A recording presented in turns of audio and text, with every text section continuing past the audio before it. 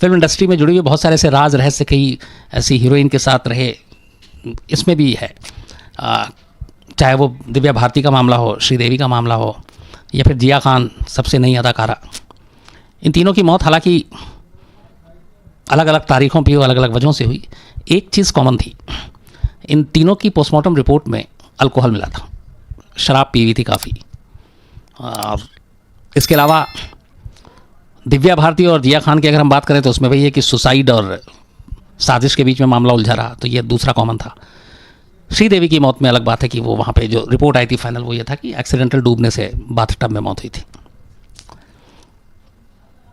तो जिया खान, जब पहले मैं बॉलीवुड की बात करूं कि ये जो बॉलीवुड की चमकती हुई पूरी दुनिया है जिसको हम लोग देखते हैं, पसंद करते हैं, उसके पीछे एक पूरी काली दुनिया है।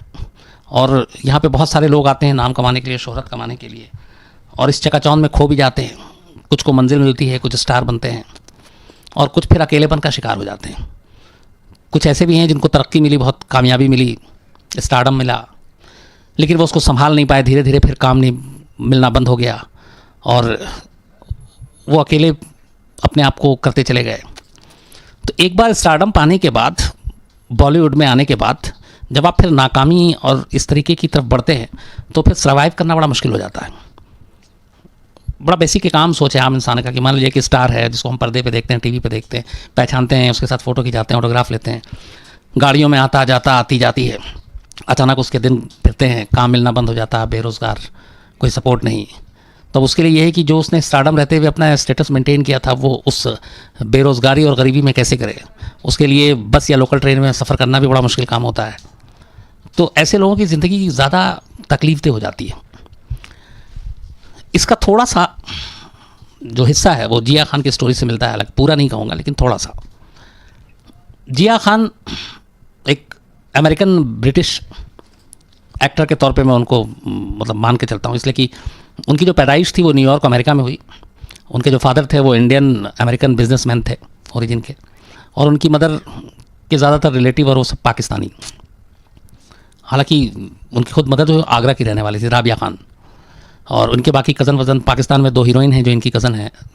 तो न्यूयॉर्क में पैदा होती हैं, लंदन में पढ़ाई करती हैं, और राम गोपाल वर्मा की एक फ़िल्म आई थी आमिर खान के साथ, रंगीला, जिसकी वो बहुत बड़ी फ़ैन थी, और उसी फिल्म के बाद वो बॉलीवुड में किस्मत आजमाने के लिए हिंदुस्तान आने का प्लान करती है। फिर वो इंडिया आती हैं करीब 2005-06 के दौरान। 1-2 फिल्में भी शुरू में कुछ मिलती हैं लेकिन वो बात नहीं बनती है। जो पहली फिल्म ऑफ़र की थी वो भट्ट फैमिली, महेश भट्ट के जो भाई हैं, उन्होंने उनके साथ एक फिल्म बनाने की थी, तुम सा नहीं देखा, जिसमें शाहिद कपूर हीरो थे। लेकिन उस वक्त जो जिया खान, उसकी उम्र टोटल 16 साल थी, तो वो कहानी के हिसाब से फिट नहीं बैठ रही थी, इसलिए एंड टाइम पे फिल्म की शूटिंग भी शुरू हो गई। लेकिन फिर जिया खान को डायरेक्टर ने हटा दिया और उनकी जगह पे दिया मिर्ज़ा को हीरोइन लिया गया। हालांकि वो फिल्म बाद में फ्लॉप रही, लेकिन उसके बाद नसीब ने साथ दिया और पहली फिल्म जो जिया खान को मिली, जो उनके फेवरेट डायरेक्टर राम गोपाल वर्मा, जिनकी रंगीला की वजह से वो फिल्मों में आना चाहती थी, तो राम गोपाल वर्मा एक कहानी पे काम कर रहे थे जिसमें एक अधेड़ आदमी जिसको एक बहुत ही छोटी लड़की से प्यार हो जाता है, तो उस पर फिल्म बनाना था। तो उसमें जिया खान बिल्कुल फिट बैठ रही थी। तो वो फिल्म बनी निशब्द। हालांकि फिल्म बॉक्स ऑफिस पर चली नहीं, लेकिन उससे जिया खान को थोड़ी पॉपुलैरिटी मिली और वो लोगों की नज़रों में आई। 2007 में, तो 2007 में पहले फिल्म ही जिया खान ने अमिताभ बच्चन के साथ की। दूसरी फिल्म जो उन्होंने की आमिर खान के साथ, आमिर खान उनके दूर के रिश्तेदार भी लगते हैं, गजनी, जो साउथ इंडियन फिल्म थी उसी का रीमेक था, और वो फिल्म सुपर डुपर हिट हो जाती है और वो बॉक्स ऑफिस पे भी काफ़ी कमाई करती है। तो पहली फिल्म अमिताभ बच्चन के साथ, दूसरी फिल्म आमिर खान के साथ। उनकी तीसरी फिल्म आती है हाउसफुल, अक्षय कुमार उसमें हीरो थे। यही टोटल 3 फिल्में हैं जिया खान के नाम पे, और इन 3 फिल्मों में जो काम किया उन्होंने, पहले फिल्म अमिताभ बच्चन, दूसरी फिल्म आमिर खान, तीसरी फिल्म अक्षय कुमार। उसके बाद इसी फिल्म की शूटिंग और ये तमाम चीज़ों के दौरान धीरे धीरे जिया खान आदित्य पंचोली, जो अपने ज़माने के एक्टर मशहूर रहे हैं, उनके बेटे सूरज पंचोली के करीब आती हैं। दोनों में दोस्ती होती, फिर दोनों में प्यार हो जाता है, और 2010 अब गुजर गया है, और जो तीसरी फिल्म है हाउसफुल, वो भी सुपर डुपर हिट है, 100 करोड़ कमाने वाली फिल्म थी वो भी, और गजनी भी। लेकिन उसके बाद जिया खान को फिल्मों में काम थोड़ा कम हो जाता है मिलना, और उसकी एक वजह ये भी है कि शायद वो सूरज पंचोली की तरफ ज़्यादा ही कुछ उनका वक्त बीत रहा था। उधर सूरज पंचोली भी फिल्मों में किस्मत आजमाने के लिए कोशिश कर रहे थे, और सलमान खान की एक फ़िल्म थी जिसमें असिस्टेंट डायरेक्टर के तौर पे भी काम किया था। फिर सलमान खान ने ही बाद में वो हीरो का रीमेक बनाना था तो सूरज पंचोली को उसमें हीरो साइन किया, प्रोडक्शन सलमान खान की थी। तो खैर ये इधर फिल्मों में काम करना जब 2010 के बाद कम हो जाता है तो जिया खान फिर साउथ का भी रुख करती हैं, और वहाँ पे भी कई सारी साउथ इंडियन फिल्मों में अपना अलग आजमाती हैं। लेकिन जो उनकी फिजिक थी वो काफ़ी दुबली पतली, हीरोइन की आजकल अपने यहाँ थोड़ा ज़ीरो फिगर का इस वक्त चलन शुरू हो गया था, लेकिन साउथ की फिल्मों में बिल्कुल उल्टा है, वहाँ थोड़ी हेल्दी हीरोइन चाहिए होती है। तो एक दो जो ऑडिशन हुआ वहाँ पे डायरेक्टर ने कहा कि आप अपना वेट बढ़ाएं फिर आप आएँ। ये बात है मई आखिरी हफ्ते की, मई 2013। हैदराबाद में एक दो जगह पे ऑडिशन देने के बाद जिया खान मुंबई लौटती हैं। मुंबई लौटने के बाद फिल्मों में काम था नहीं, और सूरज पंचोली के साथ जो उनके रिश्ते अब थोड़े से वो कड़वे होते जा रहे थे। इसी बीच 3 जून 2013 आता है, और 3 जून 2013 को जुहू एरिया, वहाँ पे एक सागर संगीत अपार्टमेंट है जिसमें 102 नंबर कमरे में, 102 नंबर के फ्लैट में जिया खान, उनकी माँ राबिया खान और उनकी जो एक दूसरी छोटी बहन कविता, ये 3 लोग रहते थे, और एक भाई अलग घर में ही मुंबई में रहता था। तो 3 जून 2013 की रात करीब 11:15 बजे राबिया खान और उनकी बेटी एक पार्टी में गए थे कहीं मुंबई में। जिया खान अपने घर में अकेली थी। तो ये 11:15 बजे के करीब जब माँ बेटी घर लौटती हैं, दरवाजे को नॉक करती हैं, बेल बजाती हैं, दरवाज़ा खुलता नहीं अंदर से, तो फिर किसी तरह से वो दरवाज़ा खुलवाया जाता है, और जब दोनों अंदर जाती हैं तो दोनों के पैरों तले से ज़मीन खिसक जाता है, क्योंकि जिया खान बेडरूम में पंखे से झूलती हुई पाई गई। गले में फंदा था और वो ये था कि फांसी लगाकर पंखे से लटक गई। तो वो खैर तमाम शोर मचाती हैं, फिर लोग आते हैं, फिर हॉस्पिटल ले जाया जाता है, बट डॉक्टर वहाँ जो उनको ब्रॉड डेड डिक्लेयर कर देता है। ये 3 जून रात 11:45 की बात है, जब राबिया और बेटी उनकी दूसरी कविता जब ये घर पहुँचे थे। तो अब इसके बाद सारी चीज़ें होती हैं, लेकिन जो पहली चीज़ सुबह से ही जो पहला नाम आता है, जो जिया खान की माँ है राबिया, वो बताना शुरू करती हैं कि ये मेरी बेटी को जो है सूरज पंचोली ने मार दिया। वो तमाम मीडिया से भी इसी तरीके की वो बातें कर रही थी। तो उसको लेके फिर जाहिर सी बात है पुलिस को जांच करनी थी, तो पुलिस पूरी जांच करती है। तब उस रात की पूरे टाइम को और उस सीन को रिकंस्ट्रक्ट किया जाता है, क्या क्या हुआ था, ये सारी चीज़ें रिकॉर्ड पे अब जो हुआ था। 3 जून 2013 की शाम को ही राबिया और कविता एक दोस्त जो कॉमन फ्रेंड है अंजू महेंद्रू और इन लोगों की, उनके घर पे पार्टी थी, वहाँ जाते हैं। वहाँ पे इत्तेफाक से आदित्य पंचोली भी थे जो सूरज पंचोली के फादर हैं, और ये लोग वहाँ रहते हैं। और रात करीब ये 11:15 बजे जो मैंने आपको बताया वो लौटते हैं। लेकिन उससे पहले ये होता है कि ये 102 नंबर के फ्लैट से करीब 11 बजे के आसपास एक गुलदस्ता जो है वो नीचे फेंकने की आवाज़ आती है। तो पड़ोसी सब झांक कर देखते हैं तो एक गुलदस्ता फेंका गया था। ये गुलदस्ता 102 नंबर फ्लैट से फेंका गया था, और उस फ्लैट पर सिर्फ जिया खान थी। तो वो गुलदस्ता जिया खान ने फेंका था, मतलब वो गुस्से में थी।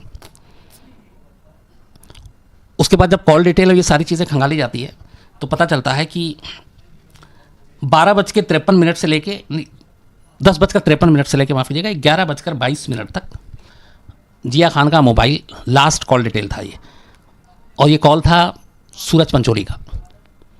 तो आखिरी कॉल पे जो बात हुई वो रात 10:53 से लेकर 11:22, मतलब 22:07 29 मिनट तक, तो वो सूरज पंचोली के साथ बातचीत हुई। और 11:45 के आसपास राबिया और उनकी बहन घर में पहुंचती, तब तक वो उनकी डेथ हो चुकी होती है।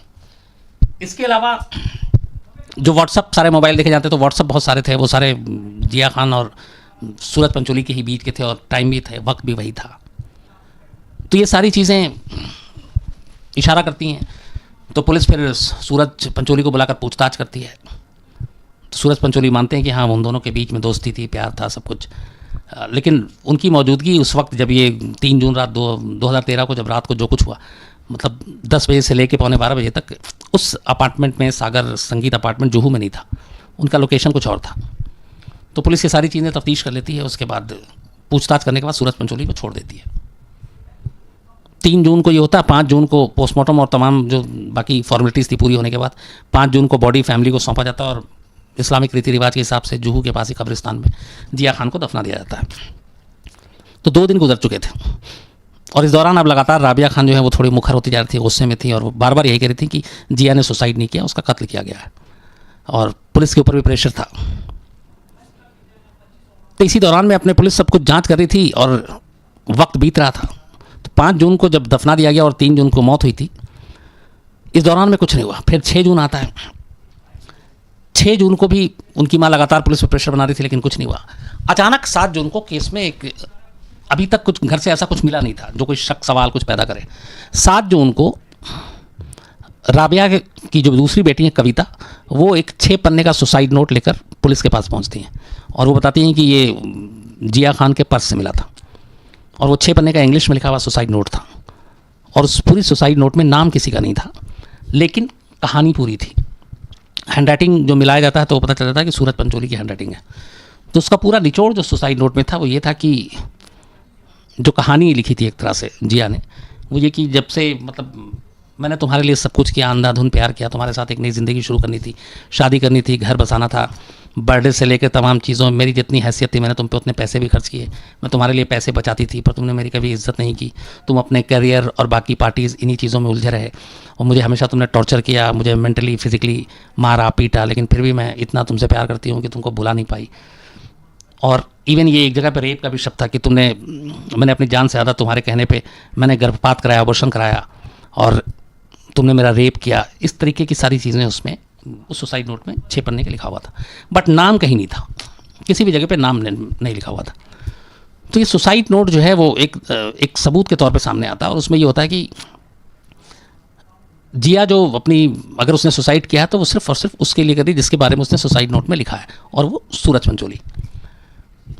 अब पुलिस इस सुसाइड नोट को कोलैबोरेट कराती है, बाकी चीज़ें तफ्तीश करती है, तो 2-3 चीज़ें सामने आती। एक, ये 3 जून 2013 को जब मौत हुई उससे पहले इन दोनों के रिलेशनशिप को 9-10 महीने हो चुके थे और बीच में एक वक्त ऐसा भी आया था जब जिया और सूरज पंचोली दोनों लिव इन रिलेशन में थे और ये अपने घर से अलग, वो अपने घर से अलग, दोनों अलग रहते थे कुछ वक्त के लिए। फिर ये लोग गोवा भी गए थे, वहाँ पे बर्थडे पार्टी थी, वो भी मनाया। और इसी दौरान में एक बार जिया प्रेग्नेंट हो गई तो फिर पंचोली के कहने पर उसने अबॉर्शन कराया, लेकिन बाद में फिर जिया को लगा कि वो उसको ध्यान नहीं दे रहा, वो उसके साथ चीट कर रहा है और इसीलिए वो उन दोनों के बीच में झगड़ा होता था। और 3 जून को फिर झगड़ा हुआ था रात को, और ये जो लंबी बात हो रही थी और जो व्हाट्सअप चल रहा था सब कुछ, वो उसी झगड़े की वजह थी और इसी वजह से जिया खान ने फिर मौत हो गई जो उसमें लिखा हुआ था। उसमें एक जगह लिखा हुआ था कि अब मेरे पास और कुछ बचा नहीं है तो मैं अब सोने जा रही हूँ और ऐसा सोऊंगी कि अब मैं दोबारा उठूंगी नहीं। ये भी सुसाइड नोट में एक जगह पे मेंशन था। तो इस सारी चीज़ों को देखते हुए फिर पुलिस, चूँकि अब सीधे ये था कि आप सुसाइड के लिए उकसाना भी एक जुर्म है, अबेटिंग द सुसाइड जो कि धारा लगती है, तो पुलिस ने फिर 10 जून 2013, मतलब 7 जून को सुसाइड नोट मिलता है, 8 और 9 जून को पूछताछ होती है और 10 जून 2013 को जुहू पुलिस जो है, महाराष्ट्र पुलिस, मुंबई पुलिस, वो सूरज पंचोली को अरेस्ट कर लेती है और अरेस्ट इस इल्ज़ाम में कि आपकी वजह से उसने खुदकुशी की है। तो खुदकुशी के लिए उकसाने के तहत जो मामला बनता है उसमें उस सेक्शन के तहत गिरफ्तार कर लिया जाता है और गिरफ्तार करने के बाद पुलिस कस्टडी में पूछताछ होती है और फिर सूरज को जेल भेज दिया जाता है।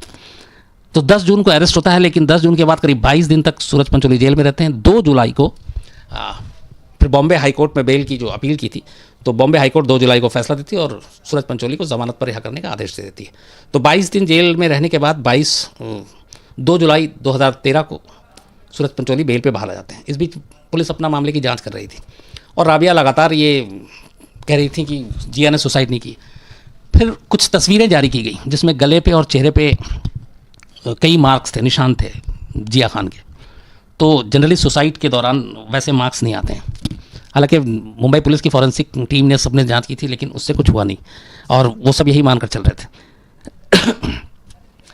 इस बीच क्या किया कि जो राबिया खान है, जिया खान की माँ, ये चूँकि ब्रिटिश सिटीज़न है, ये इनके पास ब्रिटिश पासपोर्ट भी है, तो इन्होंने एक ब्रिटेन से फॉरेंसिक एक्सपर्ट को बुलाया जिसका नाम था जेसन पेन जेम्स, और उससे वो सारी चीज़ों के बारे में जांच करने के लिए कहा। तो जेम्स ने जो अपनी रिपोर्ट दी, जिसको बाद में इन्होंने कोर्ट में भी सबमिट किया था, उसमें यह था कि जो मार्क्स हैं वो थोड़ा शक पैदा करते हैं और कुल मिलाकर रिपोर्ट में ये था कि ये एक स्टेज सुसाइड है, मतलब इसको दिखाया गया जबकि ये सुसाइड है नहीं, ये मर्डर हो सकता है। तो इस तरीके से ये कत्ल हुआ है कि कत्ल करने के बाद लाश को जिस तरीके से टांगना और सारी चीज़ें, तो उससे ये लगे कि ये सुसाइड का मामला है। ये जेम्स ने जो तौर पर अपने लेवल पे जो राबिया खान ने बुलाया था ब्रिटेन के इस फॉरेंसिक एक्सपर्ट को, उसने अपनी रिपोर्ट दी। इस रिपोर्ट को उन्होंने कोर्ट में भी दिया और ये मामला चलता रहा। तो इसके बाद फिर 2014 में 2 जुलाई को पंचोली को ज़मानत दे दी गई थी और जुलाई 2014 में ही फिर राबिया हाई कोर्ट गई, बॉम्बे हाई कोर्ट, और बॉम्बे हाई कोर्ट ने फिर ये ऑर्डर दिया कि ये केस महाराष्ट्र पुलिस से लेकर सीबीआई को सौंप दिया जाए। तो जुलाई 2014 में ये केस सीबीआई को सौंप दिया गया। अब सीबीआई इस मामले की जांच कर रही थी और सीबीआई को तमाम प्रूफ, दस्तावेज, सबूत सब राबिया खान और वो लोग दे रहे थे। 14 से लेकर 16 तक सीबीआई ने इस मामले की जांच की। इस दौरान 69 से ज़्यादा लोग गवाह थे, विटनेस थे, उन लोगों से भी पूछताछ की, सब कुछ हुआ। जिस जगह ऑपरेशन कराने की बात आई थी वहाँ से भी छानबीन की गई। लास्ट में फिर 1 अगस्त 2016 को सीबीआई ने अपनी एक रिपोर्ट तैयार की और उसमें जिया खान की मौत को मर्डर मानने से इनकार कर दिया, रूल आउट कर दिया। और उसका कहना था कि ये खुदकुशी का मामला है और जितने भी सर्कमस्टांसेस थे सब कुछ। तो फिर सीबीआई ने अपनी रिपोर्ट यही दाखिल की कि एक सुसाइड का मामला है और इसके लिए, इस सुसाइड के लिए सूरज पंचोली जिम्मेदार है। तो सूरज पंचोली के खिलाफ जिया खान की मौत के लिए, मौत को तो सुसाइड बताया लेकिन उस सुसाइड के लिए जिम्मेदार बताया सूरज पंचोली को, और ये अपनी रिपोर्ट जो अपनी चार्जशीट है वो कोर्ट में दाखिल कर दी। अब उसके ऊपर कोर्ट में सुनवाई चल रही है लगातार। तो जो चार्जशीट, बाकी चीज़ें दाखिल की गई कोर्ट में, मुंबई के लोअर कोर्ट में, वहाँ पे 31 जनवरी 2018 को कोर्ट ने सीबीआई की इस रिपोर्ट को माना और उसने कहा कि ठीक है, ये अबेटिंग द सुसाइड, खुदकुशी के लिए उकसाने का मामला सूरज पंचोली के खिलाफ बनता है और अब वो केस चलेगा। तो इस केस की फ़िलहाल जो हालत है वो ये है कि बॉम्बे में ये मुकदमा चल रहा है, लोअर कोर्ट में, सेशन कोर्ट में ये मामला है, सीबीआई की विशेष अदालत में मामला है और सीबीआई की कोर्ट ने ये मान लिया है कि हाँ, ये खुदकुशी के लिए उकसाने का मामला बनता है लेकिन ये मर्डर नहीं है। तो अब इसमें रूटीन कार्रवाई चल रही है, फैसला अभी आया नहीं है। एक फैमिली में 2 क्राइम होता है और पहला क्राइम जब होता है वो अनसुलझा रह जाता है, उसके बाद दूसरा क्राइम होता है और समझ में किसी को नहीं आता कि ये हो क्या रहा है। कहानी पंजाब की है, कहानी लुधियाना की है। लुधियाना के एक बड़े बिजनेस फैमिली में, जो इंडस्ट्रियलिस्ट थे बल्कि, उनका एक अच्छा खासा रसूख था पूरे लुधियाना शहर में और इनका कारोबार और इनकी दौलत, शोहरत सब कुछ थी। इस परिवार के जो मुखिया थे सुनील जैन, 2002 में सुनील जैन को अचानक कोई गोली मार देता है और उनका कत्ल हो जाता है। सुनील जैन के कत्ल की तफ्तीश करती है लुधियाना पुलिस काफ़ी वक्त तक। कोई कातिल हाथ नहीं आता, कोई सबूत नहीं मिलता, सुराग नहीं मिलता। वक्त बीतता जाता है, 3 साल बीत जाते हैं। 3 साल के बाद सुनील जैन की विधवा, उनकी पत्नी 40 साल की उम्र, रीमा जैन, वो अपने पति के सारे बिजनेस को संभाल रही थी। उनका एक बेटा भानु प्रताप घर भी देख रही थी, बिजनेस भी संभाल रही थी। अच्छा खासा रसूख था, पैसे वाला परिवार था, पॉश एरिया में घर था। 3 साल बीत गए थे पति के कत्ल को। पुलिस अपनी कोशिश कर रही थी। धीरे धीरे जैन परिवार की ज़िंदगी ढर्रे पर लौट रही थी। वक्त मरहम को भरता जा रहा था। लेकिन तभी 29 जुलाई 2005 रीमा जैन सुबह अपने घर से निकलती हैं, लुधियाना के जहाँ पे वो रहती थी, और हर सुबह उनकी एक रूटीन में शामिल था कि वो अपने घर से निकलकर पास में ही एक सतलज क्लब है लुधियाना में, उस सतलज क्लब में वो स्विमिंग के लिए जाती थी, खुद को फिट रखने के लिए। तो रूटीन के हिसाब से 29 जुलाई 2005 की सुबह वो अपनी होंडा एकॉर्ड कार में निकली और सतलज क्लब पहुंची। इसके बाद करीब 9 बजे तक उनको घर वापस आ जाना चाहिए था। 9, साढ़े 9, 10 बज गए, वो घर वापस नहीं आई। थोड़ी देर के बाद घर वालों को फिक्र हुई, उन्होंने कॉल किया, मोबाइल बंद। तो थोड़ी सी चिंता हुई, थोड़ा और वक्त बीता, फिर घर वाले सतलज क्लब पहुँचे तो पता चला कि वो आई तो थी, वहाँ से निकल गई। अब बड़ी परेशानी, पूरा परिवार ढूंढ रहा है, चारों तरफ पता किया गया। 3 साल पहले एक हादसा परिवार में हो चुका है, पति को गोली मारी जा चुकी है। तो अजीब तरह के ख्याल भी मन में आ रहे हैं। इधर उधर रिश्तेदारों से, दोस्तों से, जो बिज़नेस पार्टनर, बिज़नेस जिससे डील होता है, उन लोगों से एक एक करके सबसे पता किया जा रहा है, लेकिन कोई सुराग नहीं मिलता। जब आखिर में कहीं से कोई सुराग नहीं मिलता, दोपहर से शाम हो जाती है और रीमा जैन वापस नहीं लौटती है, तब घर वाले हार जाते हैं और फिर वो फैसला करते हैं कि वो पुलिस को इन्फॉर्म करेंगे। और इसके बाद वो लुधियाना में जरगांव पुलिस को सूचना देते हैं कि रीमा जैन, उम्र 40 साल, जो एक अच्छी जानी मानी शख्सियत, चूँकि वो सोशलाइट भी थी तो उनका अच्छा खासा नाम भी था, उनकी गुमशुदगी की रिपोर्ट पुलिस में लिखाई जाती है। जरगांव पुलिस के पास जैसी रिपोर्ट आती है, जरगांव पुलिस भी थोड़ी हरकत में आ जाती है, क्योंकि 3 साल पहले परिवार में ऐसे ही एक कत्ल हो चुका है और अब उसके बाद उनकी वाइफ का लापता होना, तो ये एक बड़ा मामला था। और फिर मीडिया को हैंडल करना, क्योंकि एक बड़े फैमिली, बड़े ख़ानदान, घराने का मसला था। अगले दिन लेकिन तमाम कोशिश के बावजूद सारे अखबारों की सुर्खियाँ बनती हैं कि बिजनेस परिवार की एक जो रीमा जैन है वो गायब है। अब पुलिस ढूंढ रही है, हर तरफ नाकेबंदी भी है, होंडा एकॉर्ड कार का नंबर भी फ्लैश कर दिया गया, लेकिन कोई सुराग नहीं मिलता। तमाम लोगों से पूछताछ, बिजनेस राइवलरी, सारी चीज़ें देखी जाती हैं, कोई सुराग नहीं मिलता। धीरे धीरे वक्त बीतता जाता है। तभी 3 से 4 दिन जब बीता, तो चूँकि रीमा जैन की इस गुमशुदगी की खबर अब तक मीडिया में आ चुकी थी, लुधियाना पुलिस अपने आसपास के ज़िले और स्टेट को भी अलर्ट करती है कि ऐसे कोई कार का नंबर अगर आपके यहाँ हो तो आप प्लीज़ इसको चेक करके बताएं। तो हरियाणा, यूपी, दिल्ली पुलिस को भी इस होंडा एकॉर्ड कार का नंबर फ्लैश किया जाता है। इत्तेफाक से दिल्ली पुलिस का एक मुलाजिम जिसकी ड्यूटी थी इंदिरा गांधी इंटरनेशनल एयरपोर्ट पे, IGI, वो वहाँ ड्यूटी पे था और नंबर फ्लैश था होंडा एकॉर्ड का। तो अचानक देखता है कि IGI एयरपोर्ट की पार्किंग में एक होंडा एकॉर्ड कार खड़ी है और उस गाड़ी का नंबर वही है जो नंबर लुधियाना पुलिस की तरफ से जारी किया गया है। तो वो पुलिस वाला उस नंबर को देखता है जिसकी ड्यूटी IGI पे थी, वो फ़ौरन अपने सुपीरियर को बताता है। सुपीरियर पुलिस वाले आते हैं, कार को देखते हैं, चेक करते हैं, सेम गाड़ी थी, सेम नंबर था, होंडा एकॉर्ड, कलर भी वही। फ़ौरन दिल्ली पुलिस लुधियाना पुलिस को इन्फॉर्म करती है, कहती है कि गाड़ी यहाँ है।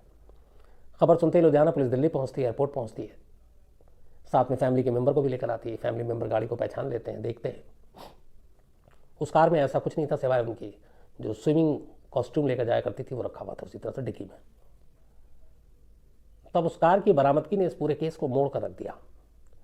अब तक ये था कि रीमा जैन गुमशुदा है, गायब हो गई हैं, लेकिन जिस तरीके से इंदिरा गांधी इंटरनेशनल एयरपोर्ट की पार्किंग में वो कार पार्क की गई थी, जिस करीने से, जिस तरीके से, बाकायदा ऑफिशियली तरीके से, उसको देख के ये लगा कि ये कार पार्क करने के बाद, और चूँकि इंटरनेशनल एयरपोर्ट की पार्किंग में वो पार्क थी गाड़ी, डोमेस्टिक में नहीं। 2 एयरपोर्ट दिल्ली में, अब तो खैर T3 जो है इंटरनेशनल एयरपोर्ट दिल्ली का IGI एयरपोर्ट, उससे कई डोमेस्टिक के भी प्लेन उड़ते हैं, लेकिन पहले ऐसा था नहीं। पहले डोमेस्टिक टर्मिनल 2 था और ये अलग था। तो ये गाड़ी जो है ये इंटरनेशनल की पार्किंग में लगाई गई थी। तो उससे सीधा सीधा ये लगा कि रीमा जैन लुधियाना से दिल्ली आई और दिल्ली से कहीं विदेश चली गई। गाड़ी को पार्किंग में देखकर लुधियाना पुलिस और दिल्ली पुलिस से जो जानकारी मिली बाकी, उसके ज़रिए भी यही पता चला कि वो पार्क है यहाँ, इसका मतलब है वो गाड़ी से उतरी हैं, एयरपोर्ट गई हैं और विदेश चली गई हैं। अब ये पुलिस के दिमाग में यही थ्योरी थी। वापस लौटती है पुलिस लुधियाना, घर वालों से फिर से बात करती है, पता करती है कोई आपस में झगड़ा मसला तो नहीं है। इसके बाद घर वाले भी ढूंढते हैं, रीमा जैन का पासपोर्ट घर से बरामद हो जाता है। तो अब ये क्लियर हो गया कि बिना पासपोर्ट के वो विदेश नहीं जा सकती, पासपोर्ट घर पे है। और ऐसा कोई पिछले 3 साल में उनके पति के मौत के बाद से घर के माहौल ऐसा कुछ बदले नहीं जो घर वालों से रीमा जैन को कुछ छुपाना पड़े, और बेटा वहीं था। तो ये चीज़ अब खारिज हो गई कि ये गाड़ी जो है उसकी मौजूदगी एयरपोर्ट पे होने का मतलब ये नहीं है कि रीमा जैन विदेश जा चुकी हैं। लेकिन फिर गाड़ी एयरपोर्ट पे क्यों पार्क है? अब पुलिस इसको लेकर अलग अलग थ्योरी पे काम कर रही है कि हो सकता है रीमा जैन को यहाँ से किसी ने अगवा किया, किडनैप किया, दिल्ली ले गया, दिल्ली के बाद उनको कहीं आसपास छुपाया हो और पुलिस को चकमा देने के लिए और बचने के लिए गाड़ी लेकर एयरपोर्ट पर पार्क कर दी हो। तो इस थ्योरी पर भी पुलिस काम करने लगी। मीडिया का उधर अलग प्रेशर, फैमिली का अलग प्रेशर, ये सारी चीज़ें चलती रही, पर रीमा जैन का कोई सुराग नहीं मिला। धीरे धीरे वक्त बीतता जाता है, करीब 7 महीने गुजर जाते हैं। जुलाई का ये मामला था और जुलाई के बाद जनवरी 2006 आ जाता है। लुधियाना पुलिस के हाथ खाली। उस वक्त एक नए नए SP ज्वाइन किए थे, उनका पूरा फोकस ही इसी केस पे था, रीमा जैन की गुमशुदगी के केस को सॉल्व करना। तो अब तक शक यही था कि उनको किडनैप कर लिया गया, कहीं रखा गया, लेकिन कोई रैंसम का भी कॉल नहीं आ रहा है। पुलिस जांच करती रही, अंधेरे में हाथ पैर मारती रही, ना कहीं से कोई लावारिस लाश मिली, ना कोई ऐसी खबर मिली, कोई जानकारी नहीं मिली। इसी दौरान पुलिस का कोई मुखबिर बताता है कि लुधियाना के जेल में एक कैदी बंद है और उस कैदी का नाम है मक्खन सिंह। और मक्खन सिंह ने कहा है कि रीमा जैन नाम की एक महिला जो बिजनेस टाइकून है वहाँ की, उसकी सुपारी ली गई थी 25 लाख रुपए में। अब ये मुखबिर के जरिए मक्खन सिंह जो जेल में बंद था उससे खबर मिलती है। खबर मिलने के बाद पुलिस के मुखबिर के जरिए जब अफसरों तक ये बात आती है तो ये तय होता है कि मक्खन सिंह से बात किया जाए और इस मामले को पता किया जाए कि किसने क्या दिया और क्यों नहीं दिया। नवंबर 2005 में जमानत में मक्खन सिंह जेल से बाहर आता है, लेकिन बाहर आते ही कुछ अनजान लोग गोलियों से उसको मार डालते हैं और मक्खन सिंह का कत्ल हो जाता है। तो अब एक शख्स जो इस केस में चश्मदीद था, जो बता सकता था कि किस तरीके से ये हुआ है, वही शख्स उसका कत्ल हो गया और एक पुलिस को जो सुराग और सबूत मिल सकता था, वो सबूत हाथ आने से पहले वो शख्स मारा गया। अब अजीब ये केस में एक मोड़, पुलिस के भी कान खड़े होते हैं कि पहले तो रीमा सिंह ही गायब, रीमा जैन गायब है, ऊपर से अब जेल में सुपारी की नई कहानी सामने आ रही है, 25 लाख की सुपारी है, और जो शख्स इसका एक विटनेस है, कैदी, वो जेल से बाहर आते ही मारा जाता है। चेन बड़ा है, ग्रुप बड़ा है, लेकिन मकसद क्या है, किसने सुपारी दी, क्यों कत्ल हो रहा है। और तब पुलिस के फिर ये भी होते हैं कि कहीं 3 साल पहले रीमा जैन के पति का जो कत्ल हुआ था, सुनील जैन का, जिनको गोली मारी गई थी, कहीं उसका इस कत्ल से कोई लेना देना तो नहीं। अब इस सारे पहलू पे पुलिस फिर से अपनी तफ्तीश को आगे बढ़ाती है। तफ्तीश जब आगे बढ़ाती है तो शुरू में कुछ फैमिली वालों ने रीमा जैन के पुलिस से कहा था कि उनके कुछ परिवार के लोगों से भी अनबन है, जिसमें खासतौर पर जो रीमा जैन के जेठ हैं, मतलब सुनील जैन के बड़े भाई, तो सुनील जैन का जो बड़ा भाई है उसको लेकर अनिल जैन की अनबन थी। पुलिस ने उस वक्त भी अनिल जैन से पूछताछ की, अनिल जैन से पूरे रीमा सिंह की गुमशुदगी के बारे में, बट कोई खास कामयाबी हाथ नहीं लगी। फिर पुलिस ने बाकी तरफ ध्यान देना शुरू किया। अब जेल से सुपारी देने के बाद 25 लाख और उस मक्खन सिंह के कत्ल की हो जाने की बात, उसके बाद फिर से अब पुलिस को लगा कि बाहरी जितने भी बिजनेस राइवल और बाकी जितने भी हैं उन सबको खंगाल लिया, कहीं से कोई क्लू नहीं मिला। आखिर में पुलिस को लगता है कि इस कत्ल का कहीं ना कहीं कोई तार रीमा जैन के फैमिली और परिवार से ही जुड़ा हुआ है। और 3 साल पहले जो उनके पति सुनील जैन का कत्ल हुआ, शायद उस कत्ल को भी वो अंजाम तक इसलिए नहीं पहुंचा पाए क्योंकि वो बाहर कातिल ढूंढते रहे और शायद मामला घर का हो। तो फिर पुलिस ने और वहाँ जरगांव के एसपी ने तय किया कि अब जो करीबी लोग हैं उनके ऊपर नज़र रखी जाए और उनको चेक किया जाए। अलग अलग लोगों पे नज़र रखी गई, उनमें से एक अनिल जैन भी, जो रीमा जैन के जेठ सुनील जैन के बड़े भाई, तो उनकी सारी चीज़ें नज़र रखी गई। उस वक्त कोई ऐसी चीज़ नहीं मिली, लेकिन जिस वक्त जुलाई में रीमा जैन गायब हुई, उस दौरान के बारे में उनके जब चीज़ें को खंगाली गई, लोगों से पूछा गया तो कुछ चीज़ें बड़ी बदली बदली सी नजर आई। पुलिस को शक हुआ। इसके बाद रीमा जैन के फिर बेटे से लंबी पूछताछ की भानु प्रताप से। तो भानु प्रताप ने, जब शुरू में भी उसने कहा था कि मुझे अपने ताऊ पर शक है, कुछ कारोबार को लेकर, जायदाद को लेकर हमारा झगड़ा, और इनका झगड़ा चलता रहता था। लेकिन परिवार के बाकी लोगों ने कहा कि वो झगड़ा जैसे आम घरों में होता है वैसा होता है और वैसा था, पर वो जान ले ऐसा भी नहीं, कि उसका कोई क्रिमिनल बैकग्राउंड भी नहीं है। और सेम चीज़ जब सुनील जैन का कत्ल हुआ था तब भी यह मामला उठा था और तब भी पुलिस ने अनिल जैन से पूछताछ की थी सुनील जैन के कत्ल के लिए, उसी के बड़े भाई से, और तब भी उसको फिर छोड़ दिया गया था क्योंकि कोई सबूत नहीं था। तो अब रीमा जैन जब 7 महीने हो गए, कोई कुल नहीं मिल रहा है और ये यकीन हो गया कि मामला कुछ करीबी लोगों का है, तब पुलिस ने फिर, चूंकि पहले भी उंगली उठी थी अनिल जैन पर, तब अनिल जैन को जीरो इन करने का फैसला किया। उसकी हर मूवमेंट पर नज़र रखनी शुरू की, उसके मोबाइल को, उसके फ़ोन को टैप करना शुरू किया, और ये सारी कोशिशें रंग लाई। पता चला कि अनिल जैन 2-3 ऐसे क्रिमिनल के संपर्क में है जो जेल में रहे हैं, और उनमें से एक ऐसा है जो वो मक्खन सिंह जो जेल में था और जो विटनेस था जिसने बताया था सुपारी का, वो उसके संपर्क में था। जिनके संपर्क में था अनिल जैन, और अनिल जैन का एलियस नेम मिकी जैन भी था। एक तो जसवीर सिंह, एक कुलदीप सिंह और एक तरसीम सिंह, ये 3 लोग थे, और इन्हीं तीनों को सुपारी दी गई थी। हालांकि इनमें से एक ड्राइवर था, बट ये था कि इन्हीं तीनों को सुपारी दी गई। जब ये पुलिस को लगा कि ये क्रिमिनल के साथ क्यों कांटेक्ट में है, संपर्क में है, और इनमें से एक ऐसा बंदा है जो उस मक्खन सिंह से संपर्क में है जो जेल में था, तब पुलिस को लगा कि अब सिर्फ जांच से कोई फ़ायदा नहीं होगा, अब कुछ कड़े फैसले लेने होंगे। इसके बाद पुलिस ने इन तीनों को उठाया जिनके संपर्क में था और जो ऑलरेडी पुलिस में वांटेड थे और एक तरह से बैड कैरेक्टर थे और किडनैपिंग और इन सब में उनका इन्वॉल्वमेंट था। तो जसवीर सिंह, कुलदीप सिंह और तरसीम सिंह को जब पुलिस ने उठाया और 3rd डिग्री दी, तो इन तीनों ने अपना मुंह खोल दिया। उन्होंने कहा कि हाँ, हमने रीमा जैन को मारा है, 25 लाख रुपए की सुपारी दी गई थी, और ये सुपारी का ऑफर जब ये लोग जेल में थे तब वहाँ उनके पास आया था, और तब मक्खन सिंह से उसने शेयर कर लिया था और बताया था कि एक ऐसे लुधियाना की लेडी है, इंडस्ट्रियलिस्ट है, बड़ी मतलब हस्ती है, उसके कत्ले के लिए सुपारी मिली है 25 लाख रुपए में। 10 लाख रुपए एडवांस दिया गया। सुपारी लेने के बाद इन लोगों ने तय किया कि रीमा को जब वो घर से क्लब के लिए जाती हैं उसी वक्त किडनैप किया जा सकता है, क्योंकि बाकी टाइम में कोई ना कोई और होता है। तो जब वो क्लब के लिए निकली, सतलज क्लब के लिए 29 जुलाई 2005 की सुबह, तो इन लोगों ने फॉलो किया। क्लब से बाहर निकलने के बाद गाड़ी में उन्हीं के किडनैप किया, उन्हीं की गाड़ी में किडनैप करके उसके बाद उनको लेकर सीधे ये पहुँचते हैं अनिल जैन की फैक्ट्री में, मतलब रीमा जैन की जेठ की ही फैक्ट्री में। अनिल जैन की लुधियाना के ही फोकल पॉइंट एरिया में अनरथ टेक्सटाइल के नाम पे कपड़ा बनाने की फैक्ट्री थी। तो ये उसी अनरथ टेक्सटाइल फैक्ट्री में रीमा जैन को लेकर जाते हैं। रीमा जैन को वहाँ ले जाने के बाद टॉर्चर किया जाता है, कुछ कागज़ों पे साइन करवाए जाते हैं, कुछ प्रॉपर्टी के पेपर पे साइन कराए जाते हैं।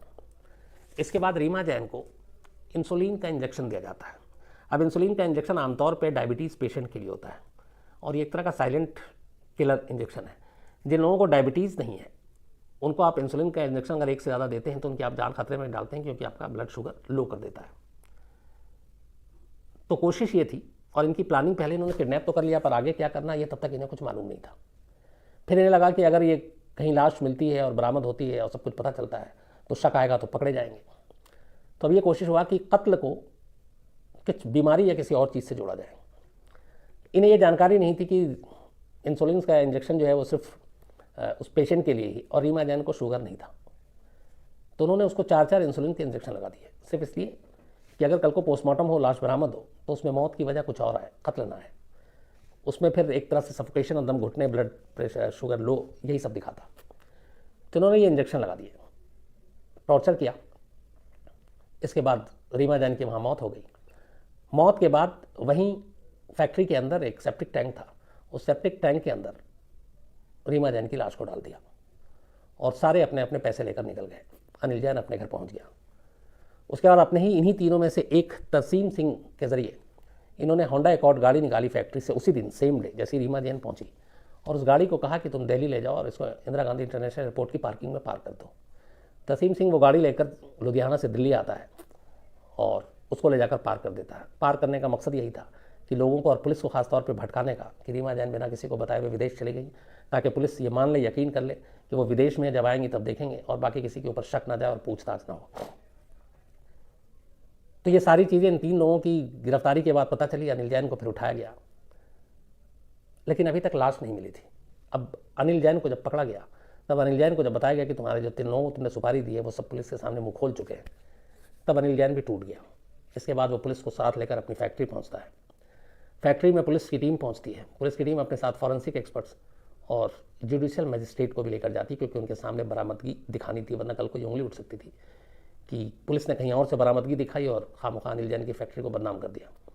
तो उस फैक्ट्री में जाने के बाद उस सेप्टिक टैंक की तलाशी ली जाती है। उस टैंक से हड्डियाँ निकलती हैं, स्कल निकलता है, लेकिन और कोई ऐसी चीज़ नहीं थी। और चूँकि 7 महीना हो गया तो फिर पता भी नहीं चलता, शिनाख्त नहीं हो सकती थी। लेकिन फिर पुलिस उसको फॉरेंसिक लैब भेजती है।